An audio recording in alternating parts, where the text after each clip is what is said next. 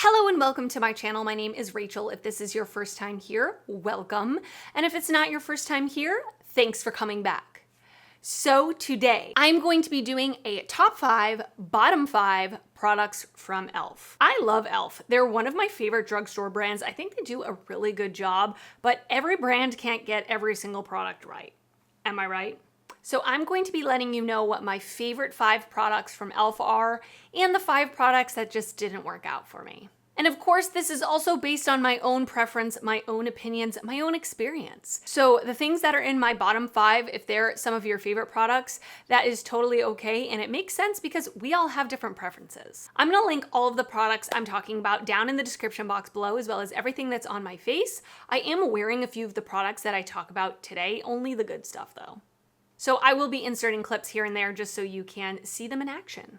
I'm gonna start with the bottom 5 so that we can end this on a positive note. How does that sound? I actually don't have many of these products anymore. I have decluttered them from my collection, obviously because I didn't like them. But the first one that I'm gonna talk about, I know it could be an unpopular opinion because I know a lot of people love this product, but I just don't like it. And it is the Instant Lift Brow Pencil. I have mine in the shade Neutral Brown. So the thing I don't like about this, there's a few things I don't like about it. First of all, I don't like the fact that this tip is so large. It's like drawing with a crayon, which may work for somebody that is trying to get a very quick application. Maybe your brows are already shaped really nicely and you just need to like fill in some certain spots more on the front part of your brow. But for me personally, like I have pretty thick brows. I have pretty large brows. I only need really like the tail to be shaped and filled in. And this is just way too thick for the tail of my brow. So unfortunately, that part is not good. And then the other thing is the packaging feels super cheap. Now listen, this is a $3 brow pencil. I got it. But when I use it and I'm applying that pressure to draw in the brow hairs, the mechanism is so cheap that the pencil will just end up pushing in and then you have to unroll it. And then it pushes in, and then you have to unroll it, etc. So the mechanism is also pretty cheap. The color is fine, but the thickness of this is really what makes it not work for me. Okay, the next thing I don't have anymore, I decluttered, is the No Budge Cream Eyeshadows. I bought one of these and I used it in a testing new makeup video, I wanna say over last summer or something, whenever it came out. And I bought the orange one. I was super excited. I love orange eyeshadow and I wanted to try out the formula to see if it would look nice on my eyes, how it would last and all of that. It is very dry. Like there is almost no time to blend it out. It dries almost instantly. And when it dries, it made my eyelids look so aged, so much older than they are, so dry, clinged to dry patches that I didn't even know I had. I don't have dry skin either. It really did not jive with my eyelids. It did not look good at all. I really didn't like it. I didn't think it was a good product. Plain and simple. So I did end up decluttering it from my collection. I used it a couple times to test it, but every single time I use it, I was not happy with how it looked. All right, so the next thing I want to talk about are e.l.f.'s lip balms. They have 2 different versions of lip balms that I've tried personally. The Ride or Die lip balm, which is in like the squeezy tube, and then the Bite Size lip balm, which is in just like a traditional chapstick type of applicator, but it's really short and fat and stubby. So let's talk about that one first. The Bite Size lip balm, I feel like the ones that are tinted are not functional for my lip shape. So the applicator is so large, and when I would go over my lips, it would literally apply the product above my lip line and it looked like I ate a popsicle and the popsicle got all around my lip, or like I was making out or something like that with my lipstick all over my face. It was not a good look. It was not a good look. I did also have the clear one and I really felt like the formula was not good. It was not hydrating. It came off my lips very quickly. It did not last a long time. I ended up giving the clear one to my fiance for him to use just by his nightstand or whatever, but I really didn't enjoy the formula and I definitely didn't enjoy the applicator. And then the Ride or Die lip balm, the one in the tube, no. The thickest lip balm I've ever seen in my life. I had such a hard time even squeezing it out of the tube. Half the time I couldn't even get it out of the tube, and when it would come out, a tiny little bit would come out. It was like hard as a rock.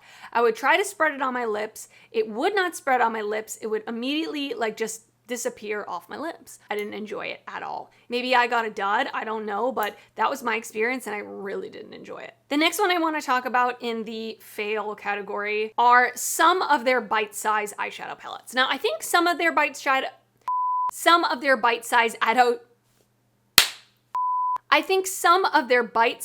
eyeshadow quads are okay. Like the pumpkin pie one I had, fine. That neutral one, truffle or something like that, or something, I don't know. Fine. I don't think they're as great as people make them out to be. I think for the price they're okay, but I definitely would prefer to pay a little more and get like a ColourPop quad, personally. Honestly, there are a few that I tried that were not good at all. If you've been here before, you know how I feel about the Dunkin' Donuts collection. Those eyeshadow palettes in the Dunkin' Donuts collection were atrocious. The mattes didn't show up on my skin tone. The shimmers were really, really lackluster, really dry. And the other two that I tried, apart from the Dunkin' Donuts ones that I really didn't like, were Rose Water and Mint to Be. Both of those, the mattes in those quads did not show up on me. They were very dusty. They just kind of blended away, and I don't want that. I don't want to tolerate that. I want to use good eyeshadows on my eyes. Life is too short, you know what I mean? And then the fifth product I want to talk about is the Lash It Loud mascara. So I had heard a lot of really good things about this mascara. I don't have good lashes to start with. It takes a lot for a mascara to do much to my eyelashes personally, but this one just didn't do anything. It tinted my lashes black. That's about it. Didn't give me lift, didn't give me volume, didn't give me length. I had heard people say they really liked it, and I had heard some people say you want to let it dry out a little bit, which with most mascaras, I want that little drying out period because I feel like it clings onto my lashes a little bit better. Listen, I tried. I let that thing dry out for probably longer than it should have, using it all along the way, and it just never did anything for my lashes. The wand was one of those wands that's straight with like tiny little spikes coming out of it. It just didn't work out for me. It didn't do much for my lashes, unfortunately. And there are so many more drugstore mascaras out there that I really like more. Okay, now we're gonna get to the top 5 products. And these, by the way, are in no particular order. I'm just kind of... The first one is a new one to me, and I've been testing it. I've been using it almost every single day, and I really, really like it. So this is the e.l.f. Camo Color Corrector in Peach. They did launch these color correctors earlier this year. They have several different colors. I picked up the Peach because I have very dark under eyes. Always have, probably always will. And I always use a color corrector underneath my concealer just to add coverage and add a little more brightness to my under eyes. I usually use the Becca Under Eye Brightening Corrector, which is a little bit pricey, like it's in, I think, a $32 price point. So this one is only $4. Now, I'm willing to bet, just by looking at them, I haven't actually checked out how much product you're getting in both of them, but this one you're getting a lot less product. But I love the formula of this. It is a liquid. The Becca one is in a pot like a cream. This is a liquid form. And I just kind of paint it on and I blend it out with my finger.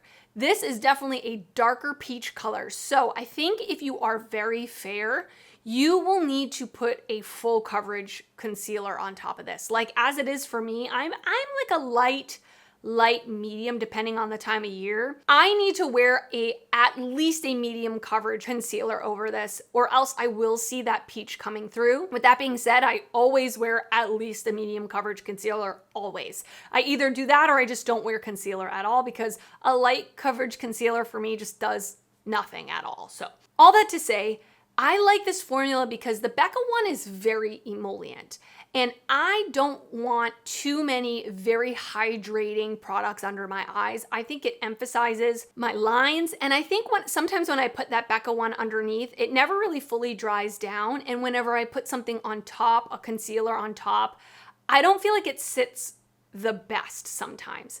This dries down not to like a matte finish, but it definitely dries down to a satin finish. So I feel like it gives a really good base for concealer. It doesn't disrupt the concealer. It doesn't change the finish of the concealer that I put on top. It's just a really, really good satin product, but it's definitely a darker peach color. But with that being said, I think it does a great job of color correcting the darkness under my eyes personally. So this is definitely one of my favorite products from e.l.f. Another product, they're two different products, but I'm grouping them together because I think virtually they're the same thing, just different colors, are the Putty Blush and Putty Bronzer. I really like these products. These aren't new to me. I've had them for a long time, but I've fully enjoyed using them. So the Putty Bronzer I have in the shade Honey Drip.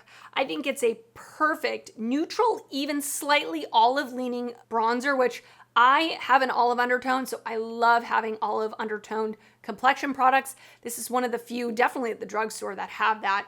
The formula of this is gel-like. I don't think it's super thick. I don't think it adds coverage. It has a slight like translucence to it in the sense that like it still looks like your skin, not like you're painting on a color. So I really like this one. And then the Putty Blush I have in the shade Bahamas. And it is just this beautiful like peachy color. I think it's so beautiful for the spring and summer especially, but I love an orangey peachy blush. It just is my thing. And I feel like the formula is very similar to the Putty Bronzer. So you can sheer it out or you can build it up. So really easy to use, really affordable. They both have quite a few shades to choose from, which is nice. Another product that is not new at all is the primer infused blushes. I absolutely love these. These came out years ago, but I feel like they've stood the test of time. So I have the shades Always Punchy, which is this really pretty light, like peachy pink. Always Rosy, which is the one I'm wearing on my face today. And then Always Cheeky, which is like a straight up kind of more light peachy pastel color. They're pigmented enough that they show up very beautifully on the skin, but they're not overly pigmented to the point where you can't blend them. They are really easy to use. They are blendable. They are true matte blushes, which is great for me with very oily and acne prone skin. They have a million colors. There's a lot of product in here. You will never run out for as long as you live. And I just think they're gorgeous. They're so gorgeous and just good staple blushes. And they're also extremely affordable. No complaints. Another thing that is pretty new to me, but it's making my top 5 because I'm pretty darn impressed with it, is the e.l.f. Satin Lipsticks. Packaging is on point, okay? It's got a magnetic closure, very satisfying. It has a soft matte touch, and the formula is very good. It's very good. It's a cream lipstick with a little bit of moisture to it, not super shiny, but it's definitely not dry or like gross. It's a good formula. And I love this color. The color I have is in the shade No Doubt. It's just this perfect like warm nude color. This is the color I'm all about. I did wear this one time before I was going out to lunch. I applied it. I ate my lunch and it was Thai food, okay? And that stuff's greasy. And at the end of my lunch, this lipstick was still on my lips. Now, did it look perfect? No, but it was there, which is good for a satin lipstick that it was able to last through a meal. I think these are really good. They did just release new shades as well. So they've got a ton of shades, both nudes as well as more vampy tones. They even have a black, which is really nice. Highly suggest these lipsticks. They're very good. Last but not least, this is kind of a random one, but it is essential. So essential that I went out and bought like 2 or 3 of these brushes. This is one of my favorite brushes in my collection. I cannot live without it. It is the Complexion Duo brush. This brush just does it all. Of course, it's good for foundation and concealer because I think that's what it was made for. It did come out with the CC cream when they released that, whenever that was, 2020. But most of all, I love using this for cream bronzer and cream blush. I did apply my cream bronzer with this that you saw in the video earlier. It is just the perfect density. It's the perfect size. These are so affordable that you can get like one of each so that you can use one for foundation, one for bronzer, and one for blush. That's what I do. I have the IT Cosmetics version of this and it is literally the same brush. I don't even know the difference when I go to reach for it. I have to turn it to see the label because there is no difference to me, but the price difference is huge.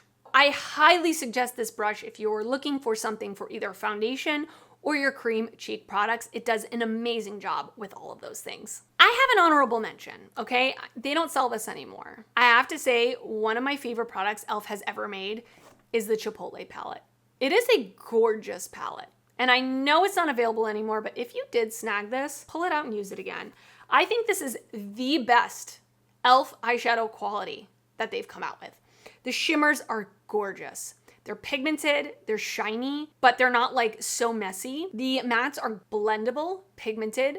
This kicks the butt out of the bite-size palettes. Kicks the butt out of the bite-sized palettes. I wish they would make more palettes in this formula because it is a great formula. And I really like the color story, actually. You've got your neutrals, you've got your greens, you've got your pops of warm tones. Honorable mention, one of my favorite products from e.l.f. All right, and that is it. I want to hear from you now. What are some of your favorite products from e.l.f. and what are some of the products from e.l.f. that you really don't enjoy? I would love to know. Please let me know down in the comments. If you did enjoy this video, please give it a thumbs up. That helps me out a lot when you do that. And if you're not already subscribed to my channel, I would love it if you would consider subscribing before you leave. I do upload videos weekly, both beauty and fashion videos, and I would love to see you back on my channel again. I want to thank you so much for watching, and I will see you next time. Bye.